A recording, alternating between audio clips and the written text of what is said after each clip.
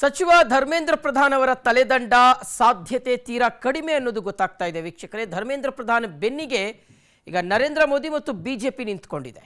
So ಅಲ್ಲಿಗೆ ಧರ್ಮೇಂದ್ರ ಪ್ರಧಾನ್ ಅವರ ರಾಜೀನಾಮೆ ಬಹುತೇಕ ಅನುಮಾನ ಅಂತ ಹೇಳಲಾಗ್ತಾ ಇರತಕ್ಕಂಥದ್ದು.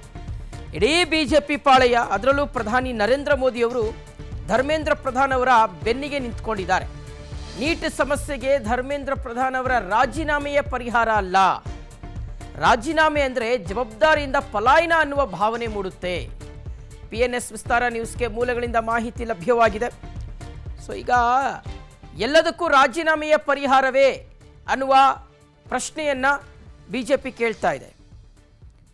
ಸೊ ಆ ಮೂಲಕ ಜವಾಬ್ದಾರಿಯಿಂದ ಪಲಾಯನ ಮಾಡುವ ರೀತಿಯಾದಂಥ ಮೆಸೇಜ್ ಹೋಗುತ್ತೆ. ಒಂದು ವೇಳೆ ಏನಾದರೂ ಧರ್ಮೇಂದ್ರ ಪ್ರಧಾನ್ ಅವರು ರಾಜೀನಾಮೆಯನ್ನು ಕೊಟ್ಟರೆ, ಅದರ ಬದಲಾಗಿ ಅವರಿಗೆ ಈ ಪ್ರಶ್ನೆ ಪತ್ರಿಕೆ ಸೋರಿಕೆ ವಿಚಾರಣೆ ಅದು ಒಂದು ರೀತಿಯಾಗಿ ಪಾಠವಾಗಬೇಕು ಮತ್ತು ಮುಂದೆ ಈ ರೀತಿಗೆ ಆಗದ ನಿಟ್ಟಿನಲ್ಲಿ ಯಾವ ರೀತಿಯಾಗಿ ಕ್ರಮವನ್ನು ಕೈಗೊಳ್ಳಬಹುದು, ಅದೇ ಸ್ಥಾನದಲ್ಲಿ ಇದ್ದುಕೊಂಡು ಇದನ್ನು ಯಾವ ರೀತಿಯಾಗಿ ಚಾಲೆಂಜಿಂಗ್ ಆಗಿ ತೆಗೆದುಕೊಳ್ಳಬಹುದು ಅನ್ನುವ ಒಂದು ವಿಚಾರ ಇದೆಯಲ್ಲ, ಇದು ಸಹಕಾರಿ ಆಗುತ್ತೆ ಅನ್ನುವಂಥದ್ದು ಬಿಜೆಪಿ ಲೆಕ್ಕಾಚಾರ ಆಗಿದೆ.